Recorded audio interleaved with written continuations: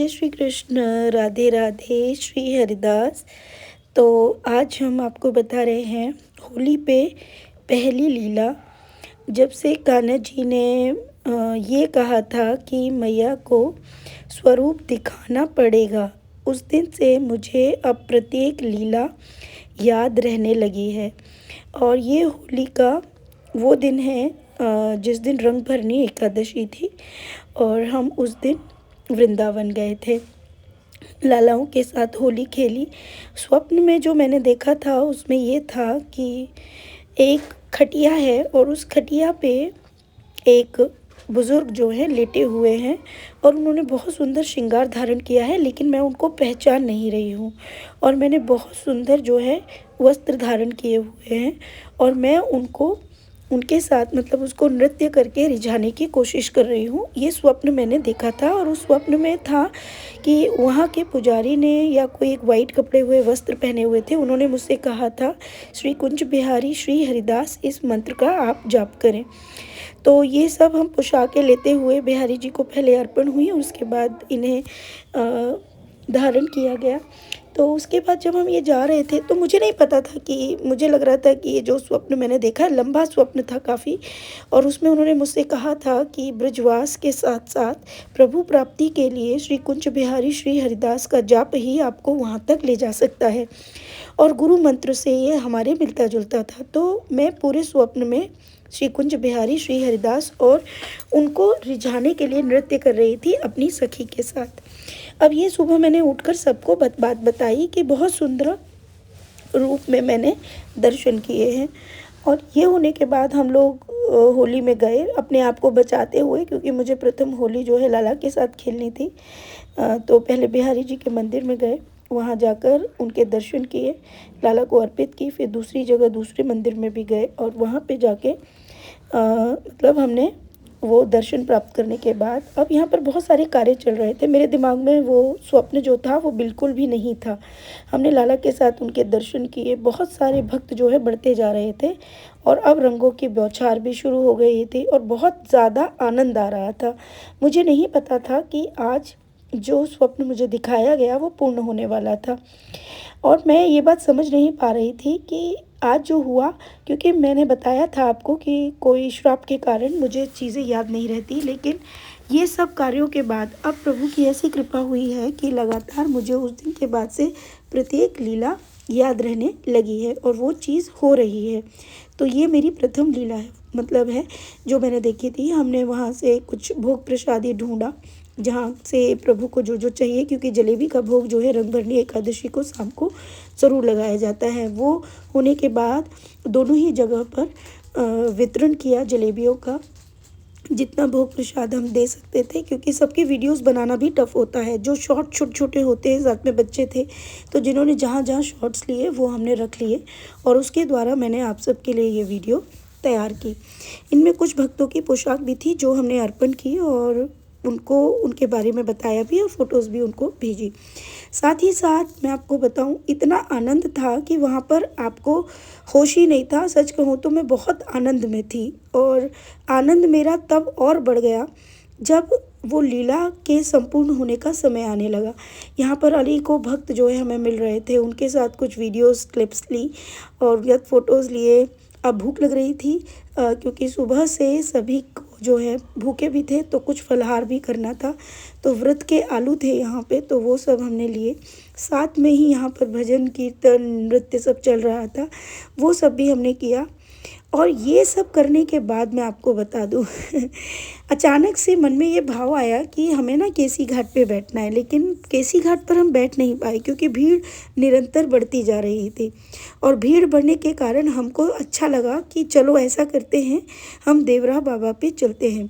अब मैं आपको बता दूं, देवरा बाबा मेरे गांव के जो खेत हैं, हमारे जो खेत थे पहले, अब तो नहीं है, वो सेल आउट कर दिए शायद हमारे चाचा ताऊ ने। वहीं पर देवरा बाबा का वो बड़ा सा आश्रम है और हमने नाव के द्वारा वहाँ जाना सही समझा। और यहाँ से नृत्य करके उछल कूद करके वीडियो काफ़ी बड़ी हो रही थी, इसलिए मैंने उसको शॉर्ट किया ताकि आप सब भी बोर ना हो। तो उसके बाद जैसे ही हम नाव में प्रवेश करने लगे, हमारी नाव से ही टकराया हुआ एक टोकरी पड़ी थी। तो अब टोकरी थी तो दिमाग ध्यान से गया कि भाई ज़रूर लाला भी होगा। वो नाव के पास ही अटका हुआ था पॉलीथीन में, और हम लाला को लेकर देवरा बाबा के लिए चल दिए। अब सोना और बच्चे कह रहे थे कि वहाँ पे, मैंने कहा नहीं अभी, क्योंकि हमारे पास दोपहर का समय है तो आराम से हमें 1.5 घंटा करीब लग जाएगा। तो हमने 1 घंटे का समय उनसे लिया था कि 1 घंटा तो कम से कम पौन घंटा जाने में लगा नाव के द्वारा, और उसके बाद 1 घंटा हमने कहा कि हम वहीं विश्राम करेंगे। जैसे ही हम वहाँ पर प्रवेश किया तो जो लीला प्रभु ने दिखाई थी स्वप्न में वो पूर्ण हो गई। सबसे पहले देवरा बाबा वहाँ बैठे हुए थे, अभी भी मुझे सपना याद नहीं। तो मैं आपको बता दूँ, देवरा बाबा हमेशा एक चबूतरे यानी एक खटिया जैसा स्थान है जिस पे वो बैठा करते थे, और वो वस्त्र के नाम पर सिर्फ एक कमर में एक वस्त्र धारण करते थे। ये तो उनके बाद में उनके श्री विग्रह को तैयार किया गया, जैसे आप बैठे देख रहे हैं। जैसे ही हम वहाँ पहुँचे तो कुछ बात चल रही थी, मैं और सोना वार्तालाप ही कर रहे थे, उन्होंने झट से फूल गिराया। तो मुझे मतलब अभी भी मुझे याद नहीं है कि सुबह क्या लीला हुई है। और वहाँ पे तभी उनका एक पंडित आया और उन्होंने कहा कि यहाँ पर भोग लगाया जाएगा, तब तक आप अपने गुरु मंत्र का अध्ययन कीजिए, मतलब ध्यान कीजिए, चिंतन कीजिए। हम आँख बंद कर वो चिंतन करने लगे। जैसे ही वो चिंतन किया, वो सारा स्वप्न मेरे सामने आ गया।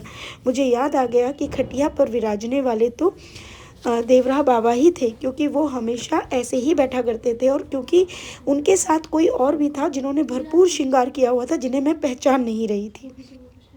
अब यहाँ पर ये देखिए, ये है वो स्थान जहाँ पर वो बैठा करते थे। यहाँ पर आकर भी मैं उनको निहारती रही और मैंने उनके पुजारी को सब बातें बताई। जैसे जैसे मैं बातें बता रही थी, बाबा एक एक फूल जो है उनके सामने गिराते चले जा रहे थे, और एक एक फूल गिर रहा था, और वो हाथ जोड़कर, जो वहाँ के पुजारी थे, उन्होंने चरण स्पर्श किए मेरे और कहने लगे कि वो क्या दिव्य भक्ति है आप लोगों की। तो मैंने कहा ये सब भक्ति हमारी नहीं है, हम तो स्वयं ये चीज़, ये रहस्य जानना चाहते हैं कि ये सब क्या है।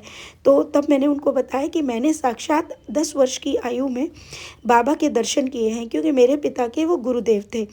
तो मैं उनके साथ आई थी और छोटी थी, तो जब उन्होंने वस्त्र नहीं धारण किए थे तो मैं उनको देखकर हंसी थी, मुझे आज भी याद है। जैसे ही मैंने ये वाक़या उन पुजारी को बताया, उन्होंने फिर से फूल गिरा दिया। मैंने कहा देखो इनको याद है कि ये सब हुआ। तो उन्होंने कहा कि हमारे बड़े महंत यहाँ रहते हैं, आप उनसे ज़रूर मिल के जाइएगा। तो मैंने कहा लेकिन हम शाम तक नहीं रुक सकते, क्योंकि हमें पुनः बिहारी जी के दर्शन करने हैं।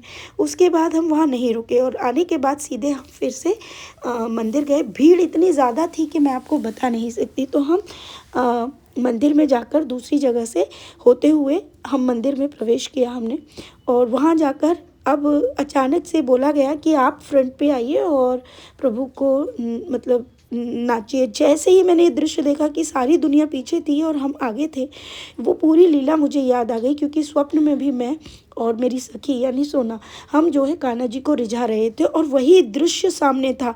मुझे पूर्ण लीला जो है स्मरण हो गई, और कान्हा जी के समक्ष ही ये सब हो रहा था, और जिन्हें मैं पहचान नहीं रही थी वो स्वयं कान्हा जी थे।